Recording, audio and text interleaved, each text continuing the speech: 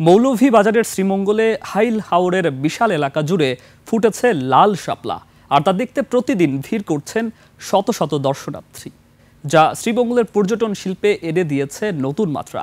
তবে নাজুক যোগাযোগ ব্যবস্থায় এই অনিন্দ্য সৌন্দর্য উপভোগে পর্যটকদের পোহাতে হচ্ছে ভোগান্তি। মৌলভীবাজার প্রতিনিধি বিকুল চক্রবর্তীর তথ্যচিত্রে মনোয়ার হোসাইনের desk report. Lily beauty soap, যার অ্যান্টি এজিং গুণ তারুণ্য ধরে রেখে ত্বকে করে উজ্জ্বল, তারুণ্যময় উজ্জ্বল ত্বকের জন্য। রিমার্ক। নীল আকাশের নিচে হাওর জুড়ে লাল শাপলার আভা, যা এক নজরেই মন ভরে যায় নীরব প্রশান্তিতে। জায়গাটির অবস্থান মৌলভীবাজার জেলার শ্রীমঙ্গল উপজেলার মির্জাপুর ইউনিয়নের লামাপাড়ায়।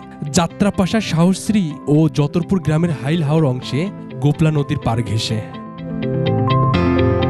হাওরের প্রায় 5 কিলোমিটার জুড়ে লাল শাপলা। সামাজিক যোগাযোগ মাধ্যমে ভাইরাল হওয়ায় প্রতিদিন শত শত দর্শনার্থী নৌকা ভ্রমণ করছেন, আর অর্ধশতাধিক মাঝি পেয়েছেন অস্থায়ী কর্মসংস্থান। শাপলা বিল দেখে অনেক মুগ্ধকর পরিবেশ, এমন সুন্দর লাগলো, মনটা প্রফুল্ল হয়ে গেছে। আজকে এখানে এসে এখান থেকে যেতে মন চাচ্ছে না।